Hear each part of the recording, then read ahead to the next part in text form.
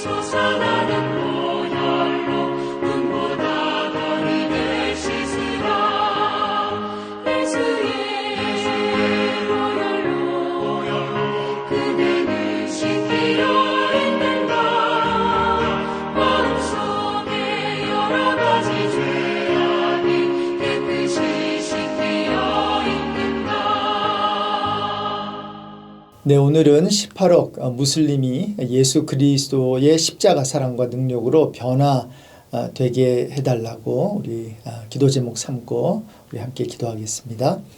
고마우신 하나님 아버지 감사드립니다. 저희들이 무엇이간데 하나님의 자녀 삼아 주셔서 예수 안에서 참된 복을 누리게 하시니 참 감사드립니다. 그러나 아직도 많은 사람들이 특별히 18억 무슬림들은 좌우를 분별하지 못하고 참으로 참된 하나님을 예수 그리스도를 통해서 알지 못합니다. 오늘 그들에게 은혜를 베풀어 주셔서 그들의 죄악을 용서하시고 예수 그리스도를 나의 주 나의 하나님으로 믿을 수 있는 은혜를 허락해 주십시오. 참으로 이슬람권에서 선교를 감당하고 있는 선교사님들 오늘 그들이 어디 있든지 간에 붙잡아 주시고 참으로 그들을 통해서 복음의 능력이 나타날 수 있도록 성령 하나님 강하게 역사해 주십시오. 오늘도 하나님의 말씀을 저희들에게 이 아침에 이 새벽에 허락해 주심을 감사합니다. 잘 듣겠습니다. 또한 깨닫게 해주시는 은혜를 허락해 주셔서 오늘도 말씀 붙들고 승리하는 하루 되게 해 주십시오. 예수 그리스도의 이름으로 기도드립니다. 아멘. 오늘 주시는 말씀은 누가복음 22장 1절에서 13절입니다. 6월절이라 하는 무교절이 다가오매 대제사장들과 서기관들이 예수를 무슨 방도로 죽일까 궁리하니 이는 그들이 백성을 두려워함이더라. 12 중에 하나인 가룟신이라 부르는 유다에게 사단이 들어가니 이에 유다가 대제사장들과 성전 경비 대장들에게 가서 예수를 넘겨줄 방도를 의논하매 그들이 기뻐하여 돈을 주기로 언약하는지라. 유다가 허락하고 예수를 무리가 없을 때에 넘겨줄 기회를 찾더라. 유월절 양을 잡을 무교절 날이 이른지라. 예수께서 베드로와 요한을 보내시며 이르시되 가서 우리를 위하여 유월절을 준비하여 우리로 먹게 하라. 여짜오되 어디서 준비하기를 원하시나이까. 이르시되 보라, 너희가 성내로 들어가면 물 한 동이를 가지고 가는 사람을 만나리니 그가 들어가는 집으로 따라 들어가서 그 집 주인에게 이르되 선생님이 내게 하는 말씀이 내가 내 제자들과 함께 유월절을 먹을 객실이 어디 있느냐 하시더라 하라. 그리하면 그가 자리를 마련한 큰 다락방을 보이리니 거기서 준비하라 하시니 그들이 나가 그 하신 말씀대로 만나 유월절을 준비하니라. 오늘 본문은 가룟 유다가 이스라엘 종교 지도자들에게 예수님을 팔아넘기는 장면과 함께 예수님께서 십자가에 달리기 전 제자들에게 유월절 준비를 지시하는 내용을 담고 있습니다. 재미있는 것은요, 이 두 사건 모두 유월절이라고 부르는 무교절이 다가올 때 일어났다는 것입니다. 여러분이 아시는 대로 유월절의 단어 뜻은 유월절, 건너뛰다, 뛰어넘다인데요. 이스라엘 백성이 출애굽하기 전에 죽음의 사자가 그들의 집을 뛰어넘은 사건에서 유래된 단어입니다. 어린 양의 피를 문설주와 인방에 바른 이스라엘 백성의 집을 건너뛰어 그 집에 재앙이 임하지 않게 한 날을 기념하는 절기입니다. 다시 말하면 죽음으로부터 건지심을 받은 날을 기념하는 것이지요. 그런데 바로 그 유월절이 다가올 때 한쪽에서는 예수님을 어떻게 죽일까 궁리를 하고 있었고요. 다른 쪽에서는 유월절 식사를 준비하면서 예수님의 찢기신 몸과 흘리실 피를 기념하는 마지막 만찬을 준비하고 있었다는 겁니다. 이렇게 유월절이 다가오고 있을 때 두 부류의 사람들은 두 가지 전혀 다른 계획을 세우는 것으로 보이지만 궁극적으로는 하나님의 섭리에 따라 이 모든 것이 하나님의 구속사의 완성 요소라는 것임을 우리는 알 수 있는데요. 그럼 이 두 가지 사건을 살펴보면서 종교 지도자들의 음모를 비롯한 가룟 유다의 배신과 예수님의 죽음이 하나님의 구속사 속에서 어떤 역할을 했는지 한번 알아보겠습니다. 먼저 2절에 보니까 대제사장들과 서기관들은 예수님을 어떻게 죽일까 궁리를 합니다. 오늘 누가복음 22장 2절 하반절인데요. 예수님과 이스라엘 종교 지도자들 간의 갈등은 이전까지는 대부분 논쟁으로만 끝났습니다. 그런데 이제부터는 그러니까 예수님의 고난 이야기가 시작되면서부터는 본격적으로 예수님에 대한 종교 지도자들의 살해 음모가 현실화되는 것을 볼 수 있습니다. 그래서 예수님이 십자가 지시기 위해 붙잡히시는 것을 보면 다음 몇 가지 과정이 있었음을 보게 되는데요. 먼저 종교 지도자들이 예수님을 죽일 방법을 찾습니다. 2절이고요. 오늘 본문. 그런 도중 3절에 보니까 가룟 유다에게 사탄이 들어가고요. 그래서 예수님의 제자인 가룟 유다까지 종교 지도자들과 합류하여 예수님을 넘겨줄 방도를 함께 의논합니다. 예수님을 죽일 방법을 찾는 것에서 이제는 예수님을 죽일 구체적인 방법을 의논하기에 이른 것이지요. 그리고는 유다는 돈을 받고 예수님을 넘겨줄 기회를 찾습니다. 5절과 6절 말씀입니다. 자, 거기까지가 오늘 본문 첫 번째 부분입니다. 여기서 좀 더 관심을 갖고 들여다볼 구절은 2절과 4절인데요. 2절에 예수를 무슨 방도로 죽일까 궁리하니에서 궁리하니의 헬라어 단어는 연구하다는 뜻으로 그 무엇을 찾기 위해 집요하게 노력하다는 의미를 갖고 있습니다. 그런데 이 동사가 행동의 반복이나 계속을 나타내는 미완료 과거형으로 되어 있는 것을 볼 때에 종교 지도자들이 예수님을 죽이려고 한 것은 갑자기 어떤 충동적인 생각에서 이루어진 게 아니라 지속적으로 궁리하고 있었고요. 매우 집요하게 노력하고 있었다는 것을 우린 알 수 있습니다. 이렇게 종교 지도자들은 예수님을 죽일 궁리를 집요하게 하고 있는 가운데 이제는 사탄이 개입됩니다.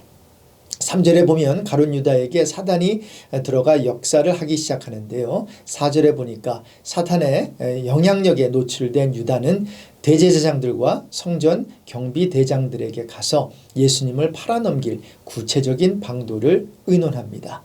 그 방도가 무엇이었을까요? 6절에서 볼 수 있는 대로 종교 지도자들의 고민거리였던 민요가 일어나지 않도록 주위에 무리가 없을 때를 포착해 예수님을 잡기로 의논했을 것이고요. 예수님의 체포 상황을 생각해 볼 때 그를 잡을 때에는 예수님께 입을 맞추는 것을 신호로 삼기로 함께 정했을 것입니다. 그리고 이 모든 일에 말씀드린 대로 사탄이 역사하니까 유다는 더욱 능동적으로 이 일을 주도해 나간 것임을 볼 수 있습니다. 그래서 누가를 기록한 누가는 다른 복음서에서 말해주고 있지 않는 이 부분, 즉 유다의 배신의 동기가 사탄의 유혹이었다라고 하는 이 영적인 부분을 캐치해서 기록하고 있습니다. 정리를 하면 종교 지도자들은 예수님을 죽일 방도를 구하고 있었고요. 유다는 마귀의 영향으로 그 구체적인 방도를 제시한 것입니다. 자, 이 정도 심각한 상황이면 예수님의 남은 제자들은 이런 상황을 좀 파악해서 예수님이 붙잡히지 않도록 방도를 세워야 할 것입니다. 그런데 제자들은 잘 몰라요. 당연히 모르겠지요. 베드로와 같이 감정이 폭발하는 몇 사람 빼놓고는 제자들은 순둥이들이었던 것 같고요. 반대로 이스라엘 종교 지도자들은 얼마나 치밀하고 간교한 사람들 아닙니까? 그래서 제자들은 몰랐다 치고요. 하지만 예수님은 알고 계셨을 것 아니에요. 그런데 예수님은 이런 정황 속에서 무엇을 하시나요?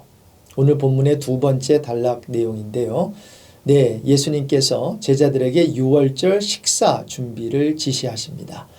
예수님의 지시대로 베드로와 요한은 물 한 동이를 가지고 가는 사람을 만나서 큰 다락방에서 유월절을 준비하게 되고요. 내일 본문이지만 예수님은 제자들과 함께 마지막 식사의 자리에서 죄인들을 위해 찢기실 몸과 흘리실 피에 대해 언급하시면서 떡과 잔을 나누십니다. 자, 이렇게 한쪽에서는 예수님을 죽일 방도를 연구하고 있었고요. 다른 쪽에서는 십자가 죽음을 예측하며 준비하고 있었습니다. 무엇인가 앞뒤가 맞지 않는 것 같으면서도 뭔가 착착 맞아 들어가는 느낌이 동시에 들지 않으세요? 왜 이런 느낌이 드는 것일까요? 그것은 바로 예수님의 십자가 사건이 표면적으로는 이스라엘 종교 지도자들의 힘으로 인해 일어난 것처럼 보이지만 결국 하나님의 크신 섭리 가운데 일어난 일이기 때문입니다. 예수님은 자신을 해하려는 자들의 의도를 이미 아셨지만 피하지 않으셨습니다. 예수님의 적극적인 순종으로 인해 십자가 사건은 가능했던 것입니다. 예수님은 나쁜 사람들의 모략에 의해 죽임을 당하는 것이 아니라 적극적으로 순환을 당하시기 위해 움직이셨다는 것이지요. 생각해 보세요. 주님은 왜 굳이 유다를 제자로 삼으셨을까요? 주님은 처음부터 그가 마귀짓을 할 것을 모르셨을까요? 그분은 하나님이시니 당연히 아셨겠지요. 그렇다면 처음부터 잘라버리시지 왜 제자로 삼아서 나중에 배신까지 당해야 했을까요? 여기에 대해서는 요한복음 13장 18절이 답을 제시해 줍니다. 한번 같이 읽어볼까요?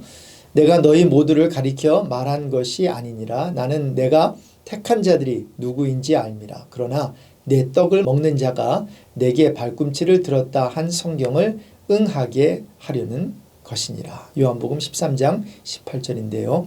무슨 말일까요? 세번역 성경에는 이렇게 번역이 되어 있습니다. 나는 너희 모두를 가리켜서 말하는 것이 아니다. 나는 내가 택한 사람들을 안다. 그러나 내 빵을 먹는 자가 나를 배반하였다 한 성경 말씀이 이루어질 것이다. 지금 예수님은 자신을 배반할 가룟 유다에 대해 말씀하고 계시는 건데요. 그래요. 우리의 삶과 역사 속에 일어나는 일들은 즉흥적으로 일어나는 것처럼 보이지만 그렇게 우발적으로 일어나는 것이 아니라는 거예요. 지금 유다가 이렇게 행동하는 것은 성경 말씀을 이루기 위함이라는 겁니다. 10절 이하의 6월절 식사 준비 과정도 보면요, 전혀 일반적이지 않습니다. 이 같은 과정에서 볼 수 있는 것은 무엇일까요? 예수님의 체포가 하나님의 섭리에 따라 이루어지고 있다는 것을 성경은 보여주는 것입니다. 자, 그래서 중요한 것은 하나님의 작정과 계획하심을 통해 그런 일들이 진행되고 통제를 받는다는 것입니다. 하나님께서는 당신의 선한 뜻대로 계획하시고 그분이 예정하신 대로 역사는 흘러간다는 것이에요. 이 말을 오늘 본문에 나오는 등장인물과 연결시켜서 구속사적 용어로 설명하자면 이렇게 됩니다. 종교 지도자들의 역할, 마귀의 역할, 그리고 가룟 유다의 역할, 이 모든 것이 하나님의 구속사의 완성 요소라는 것입니다. 이들의 역할이 있었기에 결국 예수님은 체포를 당하셨고 빌라도 법정에 서게 되었고 결국 십자가 죽음을 당하신 것입니다. 메시지는 이것입니다. 하나님이 허락하셔야 십자가 죽음도 가능합니다. 지금까지 종교 지도자들이 예수님을 죽이려고 시도하지 않은 것이 아니에요. 하지만 죽이지 못했던 이유는 하나님이 허락하지 않으셨기 때문이고 하나님의 때가 아직 이르지 못했기 때문입니다. 그런데 예수님이 이제는 6월절의 양으로 죽으심을 당해야 하는 때가 된 것입니다. 그래서 십자가 사건의 키가 되는 구절이 있는데 바로 누가복음 22장 22절입니다. 인자는 이미 작정된 대로 가거니와 그를 파는 그 사람에게는 화가 있으리로다. 주님께서 정확하게 상황 설명을 해 주시잖아요. 인자는 이미 작정된 대로 가거니와 예수님의 죽음은 이미 작정된 것이라는 거예요. 그러니 그분은 죽음을 당하신 게 아니라 죽음을 선택하신 것이고 죽음을 이루신 것이에요. 죽기까지 복종하신 거지요. 자, 그렇다고 예수님을 팔아넘긴 유다는 아무 죄가 없을까요? 아니에요. 그를 파는 그 사람에게는 화가 있으리로다. 네, 가룟 유다는 성경의 예언대로 그의 역할을 맡아서 행한 것입니다. 그렇다고 해서 그가 죄가 없는 것이 아니라는 거예요. 가룟 유다는 비록 예수님을 팔아넘기는 죄를 지었어도 죄를 회개하면 죄사함을 받는 것입니다. 그런데 유다는 성경에 보니까 죄를 뉘우치고는 은을 성소에 던지고 가서 목매어 죽었습니다. 마태복음 27장 5절 내용인데요. 이게 무슨 말일까요? 죄는 주님께서 책임져 주시는데 그래서 죄를 지은 후에는 예수님을 찾아야 하는데 유다는 끝까지 예수님을 찾지 않고 자기 죄를 자기 자신이 책임을 졌다는 것입니다. 성경은 이것을 가리켜 죄라고 하거든요. 이것은 잘하는 게 아닙니다. 이것은 하나님을 무시하는 행위이고 하나님이 아니라 자신을 믿는 교만입니다. 불신앙이죠.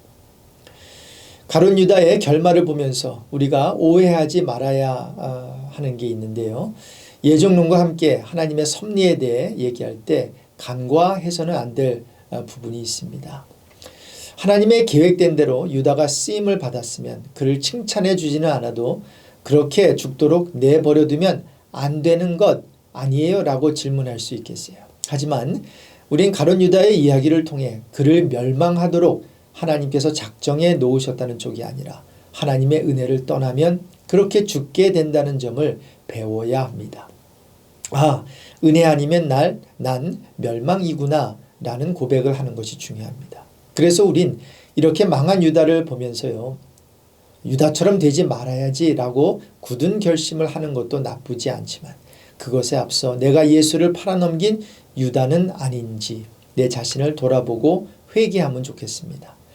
그리고 내가 분명 예수를 팔아넘긴 유다인데 아직 살아있다면 그것은 아마도 주님의 긍휼과 은혜 때문일 것입니다. 그렇다면 우린 더욱 주님 발 앞에 엎드려 가슴을 치며 회개하고 감사해야 할 것입니다. 사랑하는 성도 여러분, 우리는 사순절을 지금 지나고 있습니다. 사순절 기간 동안 참으로 하나님이 베풀어 주신 십자가의 그 은혜 생각했으면 좋겠습니다. 사실 누가 예수를 십자가에 못 박히게 했을까요? 누구일까요? 바로 저와 여러분 아닐까요? 왜요? 우리의 죄 때문에 돌아가셨으니까요. 그래서 바로 저와 여러분이 가룟 유다입니다. 바로 이 점을 우리가 깊이 묵상하면서 주님 앞에 회개하면서 우리가 가룟 유다임에도 불구하고 하나님께서는 긍휼과 은혜를 베풀어 주셔서 회개하게 해주셨고 예수님을 믿게 해주셨습니다. 이 같은 은혜에 감사하며 이번 한 주간도 이 사순절 기간도 은혜 가운데 보내시는 저와 여러분 되시기를 주님의 이름으로 축복합니다. 기도하겠습니다. 하나님 아버지, 그렇습니다. 예수 그리스도의 십자가 죽음은 어떤 사람이 또 로마 병정이 십자가에 우리 예수님을 못 박아 돌아가신 게 한 게 아니라 참으로 우리 하나님께서 그렇게 말씀 가운데 십자가의 죽음을 이루셨고 또 성취하신 줄로 믿습니다. 하나님 아버지, 오늘도 하나님께서 은혜를 베풀어 주셔서 감사드립니다. 말씀 주셔서 감사드립니다. 바로 내가 가룟 유다임을 깨닫게 해주셔서 감사드립니다. 나는 늘 넘어지고 실수하고 죄짓지만 그러나 죄 지은 후에 주님께로 나아가기만 하면 주님께서는 용납해 주시고 용서해 주시고 우리를 다시 한번 받아주시는 하나님, 우리 주님이심을 믿습니다. 오늘도 이 말씀을 통해서 참 많은 것을 깨달았사오니 하나님, 머리로만 깨닫는 것이 아니라 또한 우리 삶으로 우리의 배운 것을 옮기게 하시고 또 적용하는 그러한 큰 은혜를 베풀어 주시길 기도드립니다. 이제 이 기도를 마치고 또 우리 성도님들 직장터로 나아갈 텐데 하나님께서 붙잡아 주시고 하나님께서 오늘 하루도 보호하여 주시고 가장 좋은 길로 인도해 주셔서 소금과 빛의 역할을 잘 감당하는 우리 성도님들 되게 해 주십시오. 감사드리며 예수 그리스도의 이름으로 기도드립니다. 아멘. 각자 기도의 자리에 나아가서 우리 하나님께 기도하겠습니다. 축복합니다. 좋은 하루 되십시오. 샬롬.